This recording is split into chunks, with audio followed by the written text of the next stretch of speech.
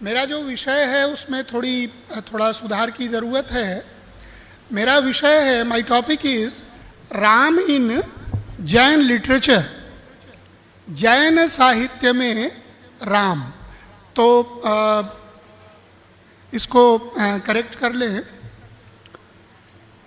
आज के इस कार्यक्रम को आयोजित करने और यहाँ अपनी उपस्थिति से हम सबको गौरवान्वित करने वाले साईं संजीवनी ट्रस्ट के मौन योगी स्वामी हरिनारायण जी और इस आयोजन से जुड़े Maulana Abul Kalam Azad institute of Asian studies को मैं धन्यवाद देता हूँ कि आपने मुझे इस कार्यक्रम के लिए इतनी दूर से आमंत्रित किया। आप को थोड़ी मुश्किल होगी भाषा समझने में, लेकिन मैं प्रयास करूंगा कि थोड़ा अंग्रेजी मिला करके कुछ कह सकूं। हम जानते हैं विनो कि राम और रामायण, इसको हिस्ट्री के किसी टाइम और स्पेस में लोकेट करना या उसको सीमित करना वह बहुत मुश्किल है, बहुत कठिन है। वेद कहते हैं अनंतो वै वेदाः, कि वेद अनंत हैं, उनकी गिनती नहीं हो सकती। ठीक ऐसी ही बात रामायण के बारे में भी सच है, राम के बारे में भी सच है कि कितने राम हैं, कितनी रामायण है, इसकी अभी ठीक ठीक गिनती नहीं हो पाई है। रिटन ट्रेडिशन में जितने राम और रामायण हैं उनकी बहुत हद तक गिनती हुई है, पर ओरल ट्रेडिशन में जितने राम हैं, जितनी रामायण है, उसका कोई सर्वेक्षण, उसका कोई सर्वे अभी तक संपूर्णता में नहीं हुआ है। तो आप जानते हैं कि भगवान राम का ग्रंथावतार रामायण के रूप में हमें दिखाई देता है, और वाल्मीकि रामायण से शुरू करके आज इस समय तक विभिन्न भाषाओं में राम कथा लिखने की परंपरा चल रही है। ऐसे लगता है कि जैसे सब कुछ लिखे जाने के बाद भी कुछ ऐसा है जो लिखने के लिए रह जाता है, कुछ ऐसा है जो राम के चरित्र में ऐसा दिलचस्प है, ऐसा सीक्रेट है, जो समझने के लिए, कहने के लिए रह जाता है, और कहने और सुनने वाले को तृप्ति नहीं मिलती, सेटिस्फैक्शन नहीं मिलता, इसलिए फिर से एक राम कथा लिखी जाती है। तो मैं संस्कृत की जो विशाल परंपरा है और दूसरी भारतीय भाषाओं की जो राम कथा की परंपरा है उसकी बात नहीं कर रहा हूँ। मैं बात कर रहा हूँ जैन परंपरा में जो राम कथा लिखी गई है, जो रामायण उपलब्ध है। वह रामायण आप सोच सकते हैं, कैन यू इमेजिन कि there are more than 23 Ramayana books have been written in last 2000 years by Jain poets and saints. So हम अगर देखें कि जैन परंपरा में जो राम और रामायण है, और हमारी जो संस्कृत की या दूसरी जो हमारी संस्कृत पर आधारित जो परंपराएं हैं, उनमें जो राम और रामायण है उसमें क्या कुछ अंतर दिखाई देता है।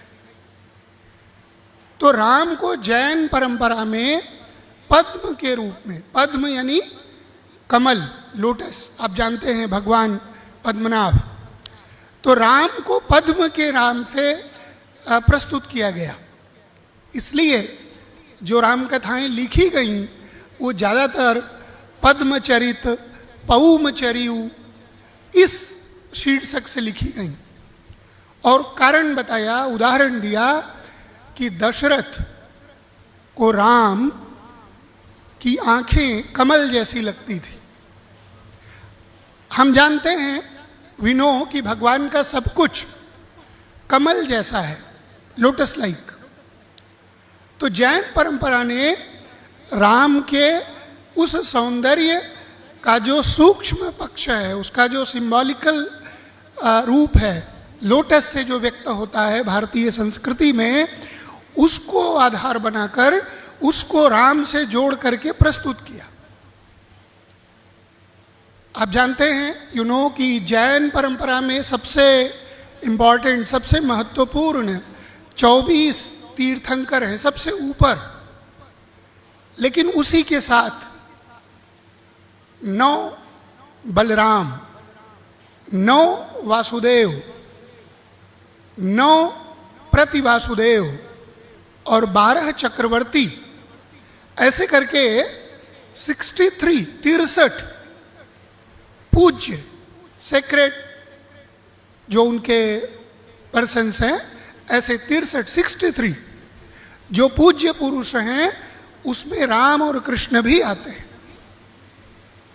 तो जैन परंपरा कहती है कि राम, लक्ष्मण, कृष्ण, बलराम, रावण, जरासंध, ये हर समय में होते रहते हैं। और हर युग का प्रति वासुदेव, जो एंटी वासुदेव है, वह वासुदेव के विरुद्ध काम करता है। और परिणाम क्या होता है? इन द एंड वासुदेव प्रति वासुदेव को उसका वध करते हैं, उसको समाप्त करते हैं।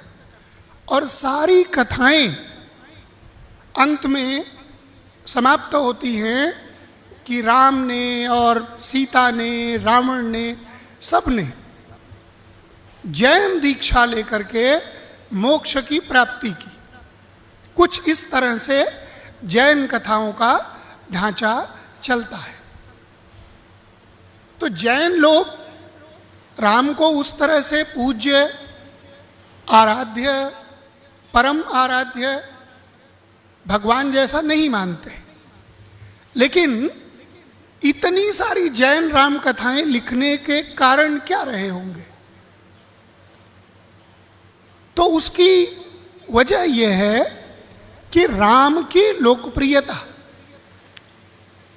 राम की पॉपुलैरिटी और राम की व्याप्ति इस देश में, और जहाँ तक भारतीय संस्कृति का प्रभाव है दुनिया भर में, सब जगह ये क्लेम किया जाता है, ये दावा किया जाता है कि जरूर राम अपने वन जाति के रास्ते में कभी न कभी हमारे यहाँ आए होंगे। केरल में भी आपको ऐसे स्थान, ऐसे पूज्य स्थान मिलते होंगे जिसके बारे में लोग कहते हैं कि राम यहाँ से होकर गए थे। जब हम आर्कियोलॉजी और वेस्टर्न सेंस में हिस्ट्री से उस राम की यात्रा को ट्रेस करते हैं तो शायद हमें कुछ डिसअपॉइंटमेंट मिलती है, कुछ निराशा मिलती है कि राम इधर से तो नहीं गए होंगे। जैसे अयोध्या से निकल के राम हिमालय तो नहीं गए होंगे, लेकिन even in Himalayas people claim at different places कि Ram visited this place in his वनवास। तो राम का व्यक्तित्व, राम का अस्तित्व, वह किसी भूगोल और टाइम और स्पेस की किसी बाउंड्री में सीमित नहीं है, वह सर्वव्याप्त है। जहाँ जहाँ रामायण है, जिस भी रूप में है, वहाँ राम है। तो राम और रामायण दोनों एक दूसरे से ओतप्रोत हैं, दोनों एक दूसरे में समाये हुए हैं, two sides of a coin. और इसीलिए विभिन्न भारतीय भाषाओं के कवियों ने बार बार राम कथा लिखने की कोशिश की। तो जैनों में लगभग 23 से अधिक रामायण लिखी गई, और कोई छोटी रामायण नहीं लिखी गई, बहुत बड़े बड़े ग्रंथ 2-2 खंडों में, 3 खंड में, 5 खंड में ऐसे लिखे गए। तो सबसे पहले जो रामकथा जैन लोगों ने लिखी वो विमल सूरी ने पौमचर्यम नाम से पहली शताब्दी, 1st सेंचुरी से लेकर 4th सेंचुरी एडी तक का समय माना जाता है विमल सूरी का। कुछ तय नहीं है, लेकिन इस शुरुआती जो 300-400 ईयर्स है उसमें एडी, उसमें ये रामकथा लिखी गई। पर खुद विमल सूरी ये कहते हैं कि ये रामकथा मुझे प्राप्त हुई है, ये मेरा क्रिएशन नहीं है, ये मेरी इमेजिनेशन नहीं है, ये मुझे प्राप्त हुई है गुरुओं से, संतों से, और मैं इसे प्रस्तुत कर रहा हूं अपने तरीके से। तो विमल सूरी और उसके बाद गुणभद्र ने उत्तर पुराण, जिनसेन ने आदि पुराण, फिर स्वयंभू ने पौमचर्यु। जो सबसे प्रसिद्ध रामायण है वो रामायण है स्वयंभू की पौमचर्यु। तो जैन लोगों ने संस्कृत, प्राकृत और अपभ्रंश तीनों भाषाओं में रामकथा लिखी। संस्कृत में पहली बार जैन आचार्यों ने जो रामकथा प्रस्तुत की वो रविशेन की लिखी हुई है। रविशेन ने 7वीं शताब्दी 7th सेंचुरी में वो रामकथा संस्कृत में लिखी।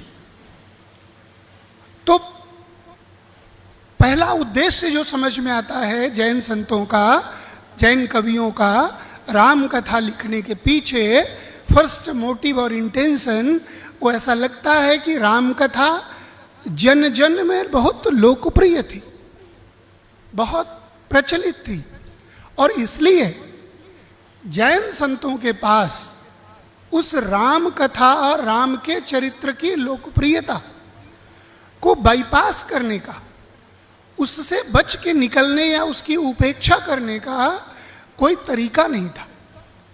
तो इसीलिए उन्होंने राम कथा को अपने जैन दर्शन, जैन फिलॉसफी, जैन आगम और जैन ट्रेडिशन की शिक्षा देने के लिए उसको अपनी परंपरा में रिड्यूस किया, उसको अपने तरीके से रिप्रेजेंट किया।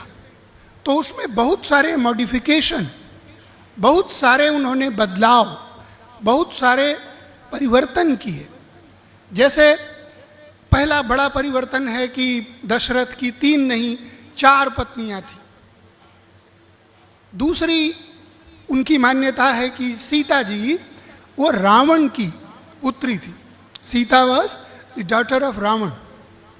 तीसरा कि जो हनुमान जी थे वो हनुमान जी विवाहित थे, he was a married person. इसी तरीके से रावण का वध जैन ट्रेडिशन में, जैन लिटरेचर में राम नहीं करते, रावण का वध लक्ष्मण करते हैं।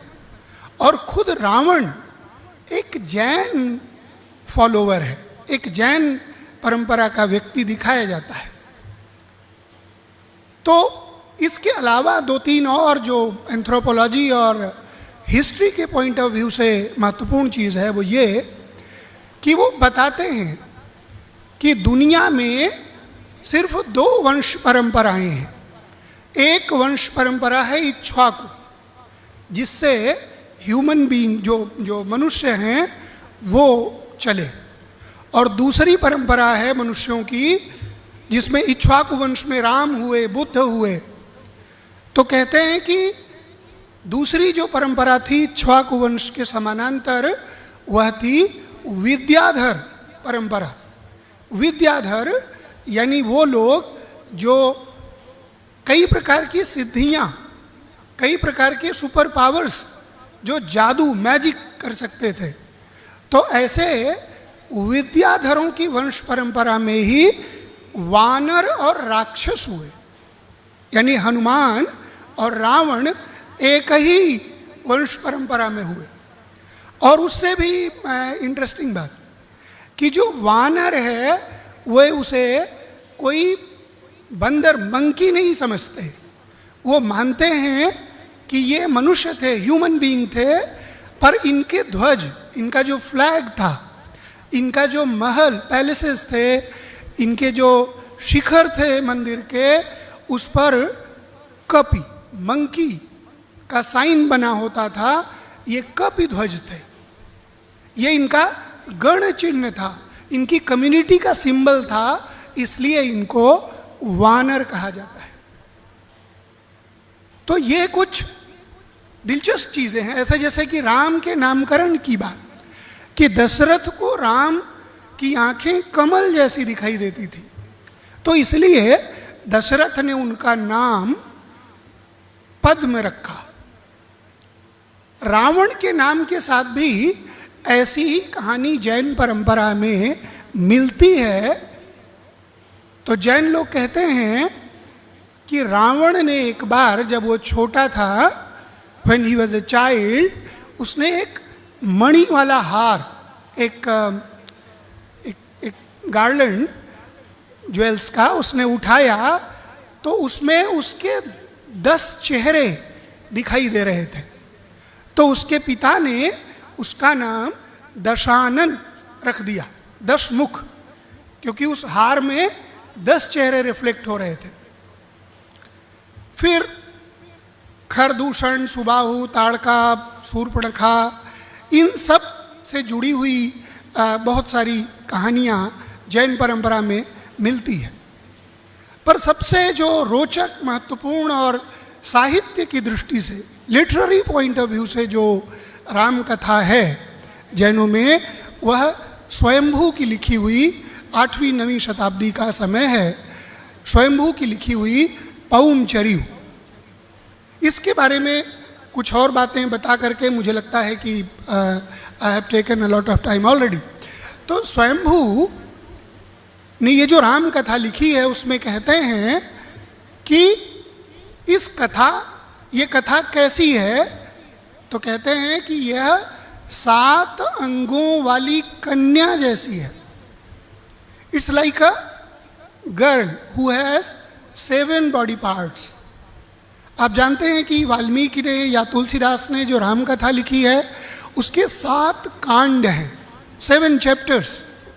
लेकिन स्वयंभू ने जो राम कथा लिखी है, उसमें कुल 5 चैप्टर हैं, ओनली 5 चैप्टर्स ही हैज रिटन। तो ये कैसे किया उन्होंने? तो उन्होंने अरण्य और किष्किंधा कांड को मिला दिया है। कैसे मिलाया? तो अरण्य कांड को उन्होंने अयोध्या कांड में मिला दिया और किष्किंधा कांड को सुंदर कांड में मिला दिया।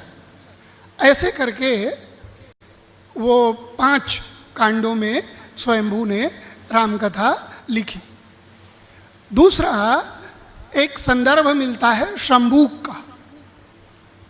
तो जैन परंपरा ये बताती है कि राम ने शंभूक का जो वध किया, वो वध एक तलवार का ट्रायल करते हुए, सूर्यहास नाम की एक तलवार, एक स्वॉर्ड थी राम के पास, उस खड्ग, उसका ट्रायल करते हुए शंभूक की मृत्यु हुई।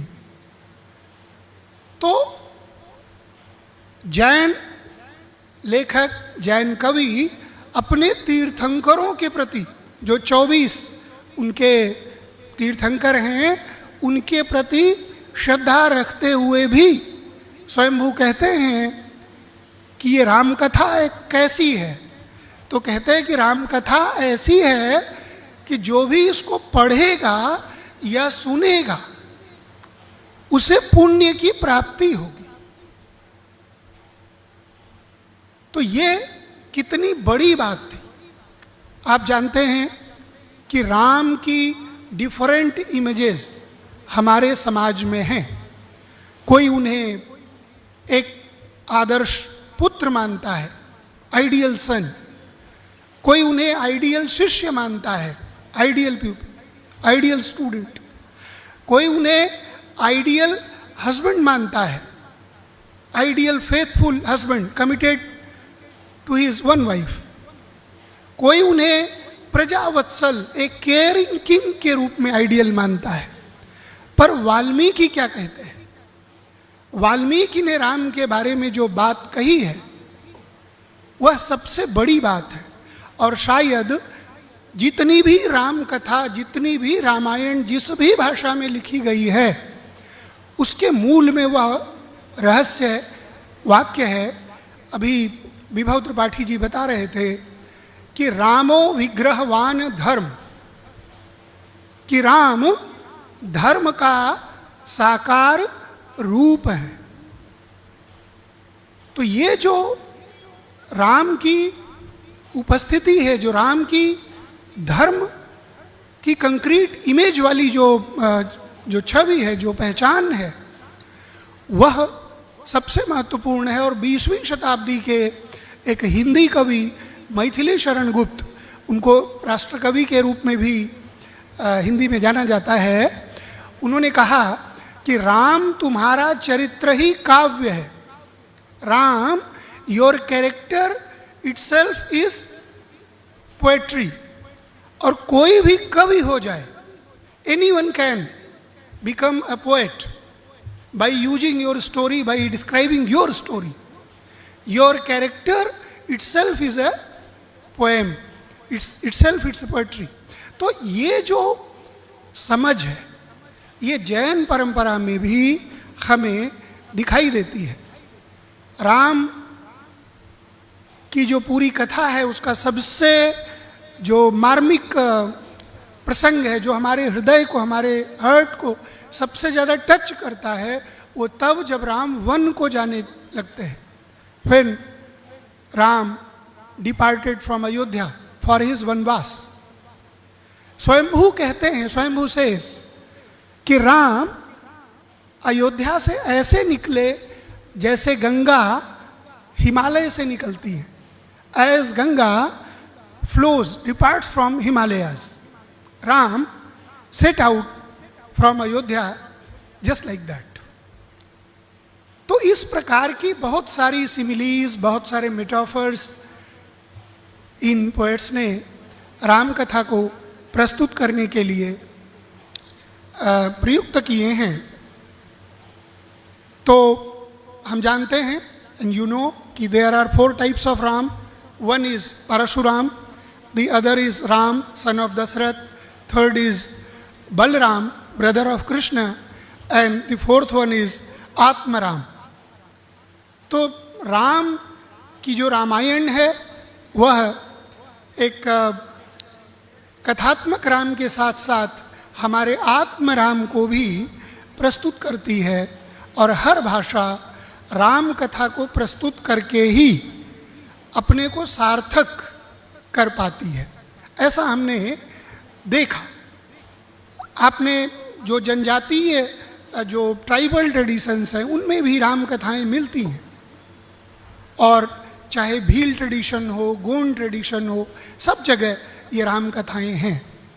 तो ये एक ऐसा विराट महाकाव्य है which is even today being written, and no one yet has written the final sentence in this journey.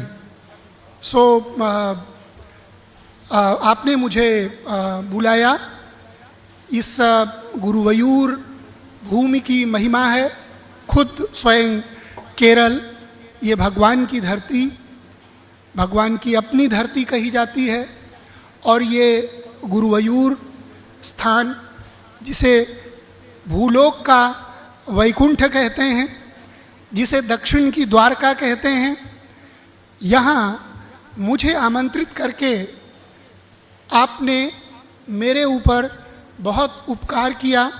You have blessed me by inviting me in this event. परम पूज्य मौन योगी स्वामी हरिनारायण जी एंड साईं संजीवनी ट्रस्ट और मौलाना Abdul Kalam Azad Asian studies institute, मैं आप सबको अपने हृदय से बहुत बहुत धन्यवाद देता हूँ. जय श्री राम.